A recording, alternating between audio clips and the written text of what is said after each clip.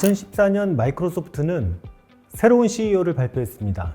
당시에는 외부에 다소 생소했던 사티아 나델라라는 인도계의 클라우드 개발자였습니다. 10년 전 마이크로소프트를 잠시 돌아보면 시장에서 위기설이 공공연하게 돌던 시절이었습니다. 그동안 독점적 소프트웨어로 수익을 내던 윈도우즈, 그리고 워드, 엑셀, 파워포인트 같은 오피스 사업이 새로운 클라우드 변화에 빠르게 대응하지 못하고 있으면서 고전을 면치 못하고 있을 때였습니다. 당시 제 기억에도 이러다가 마이크로소프트가 망하는 거 아니야? 라는 농담이 들릴 정도였으니 회사의 위기감은 매우 심각했을 것으로 생각이 됩니다. 회사가 어려울 때는 주로 강인한 리더십과 카리스마를 가진 CEO가 등장하는 게 보통인데, 마이크로소프트의 3대 CEO로 소개된 사티아 나델라는 왜소한 외모에 다소 유순해 보이는 말 그대로 개발자 모습이어서 개인적으로도 조금 놀랐던 기억이 납니다. 하지만 10년이 지난 지금 마이크로소프트는 사티아 취임 후 시가총액이 10배 이상 성장했고 지금도 승승장구하고 있으며 특히 미래의 가치를 더욱 높게 평가하는 세계 최고의 기업이 되었습니다. 마이크로소프트의 성장 과정에서 핵심적인 역할을 했으며 또한 시장에 혁신적인 변화를 보인 분야는 단연코 오픈소스입니다. 사티아가 취임하기 전에 마이크로소프트의 CEO였던 스티브 발머는 오픈소스, 특히 리눅스에 대해 암 같은 존재라고 공공연하게 비난했었습니다. 하지만 사티아가 CEO로 취임하고 몇 년 후 공개석상에서 마이크로소프트는 리눅스를 사랑합니다 라고 발표했고 이후로도 오픈소스에 엄청난 투자를 했습니다. 특히 2018년에는 오픈소스 공동 개발 플랫폼인 깃허브를 75억 달러, 우리나라 돈으로 약 8조 원에 인수했습니다. 몇 년 전까지는 암이라고 하던 오픈소스를 왜 갑자기 사랑한다고 고백하고 나섰을까요? 마이크로소프트의 소프트웨어에 대한 인식이 바뀐 것일까요?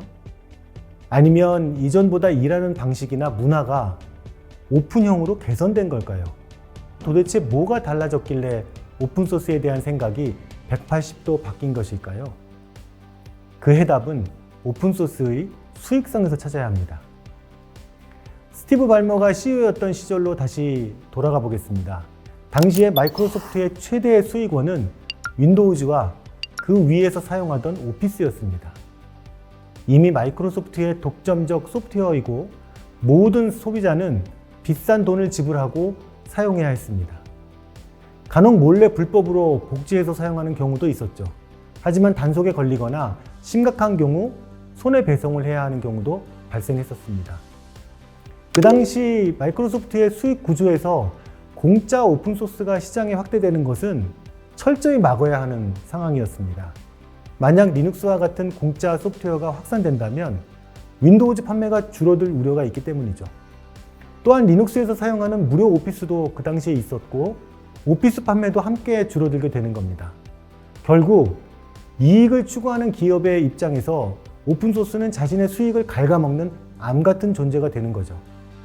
그래서 스티브는 리눅스를 철저하게 배척할 수밖에 없었습니다. 오픈소스를 좋아하고 싫어하는 게 문제가 아니라 기업의 생존에 관련된 문제였던 것입니다.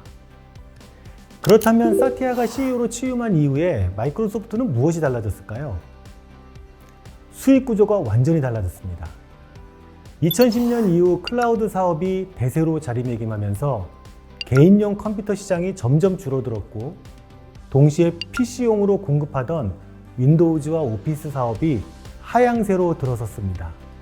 마이크로소프트도 클라우드를 출시하며 사업을 공격적으로 확장해 나갔습니다. 하지만 문제가 하나 있었는데 그것은 과거에 오픈소스를 암 같다고 했던 자신들의 입장 때문에 오픈소스, 특히 리눅스로 동작하는 수많은 기기들을 마이크로소프트 클라우드로 유입하기에 불리해졌기 때문입니다.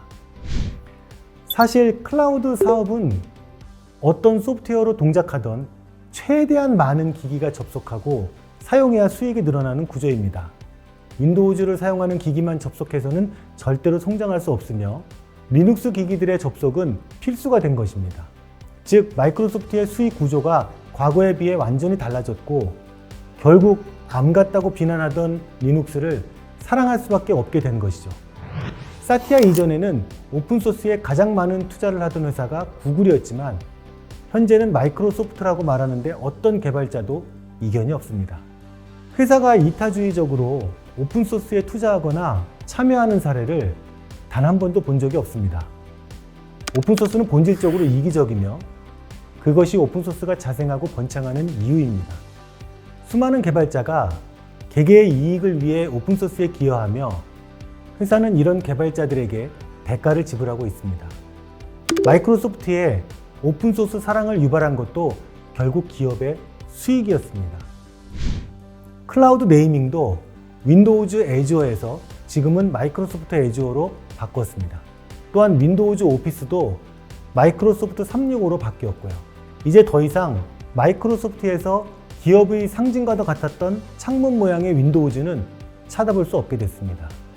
회사는 결국 시장의 판단을 따를 수밖에 없고 오픈소스는 시장에서 매우 중요한 수익이 되기에 수많은 회사들이 오픈소스를 열렬히 사랑하는 것임을 기억해야 합니다. 마이크로소프트 사례에서 우리는 무엇을 생각해 볼 수 있을까요? 변화는 자존심이 아니라 생존의 문제입니다. 마이크로소프트가 리눅스를 암이라 부르던 과거에 머물렀다면 오늘날 IT 시장에서 생존하지 못했을 겁니다. 체면보단 살아남는 게 우선입니다. 지금의 상황을 혁신하고 싶으신가요? 변화하려는 내 모습을 다른 사람이 저 사람 갑자기 왜 저래? 라고 할까봐 눈치 보이시나요? 변하고 싶다면 체면을 버리세요. 그게 변화의 시작입니다. 한 번의 변화로 충분하다는 생각은 착각입니다. 마이크로소프트는 리눅스를 사랑한다고 말한 이후에도 매년, 매달, 매일 오픈소스에 투자하며 변화했습니다. 변화는 단발성 이벤트가 아닙니다. 지속적인 투자와 실행이 따를 때 비로소 혁신이 완성됩니다. 그 덕분에 지금은 오픈소스 개발자들이 가장 선호하는 기업 중에 하나가 되었죠. 조직의 변화를 이끄는 건 결국 사람입니다. 마이크로소프트의 변화의 중심에는 사티아 나델라라는 사람이 있었습니다. 특히 그는 클라우드 개발자였고 그렇기에 오픈소스 개발자들과 쉽게 소통하고 공감할 수 있었습니다. 기업이 혁신의 방향을 정했다면 그 방향에 꼭 맞는 리더를 세우는 것은 매우 중요합니다. 마이크로소프트는 닫힌 윈도우에서 문을 열었습니다.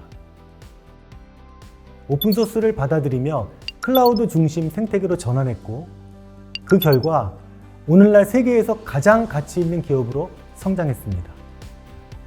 오늘날 기업은 오픈소스를 활용하지 않으면 시장에서 도태될 수 있다는 점을 기억해야 합니다. 오픈소스는 기술적 협력뿐만 아니라 시장 전략을 혁신하는 도구라는 점을 명심하세요.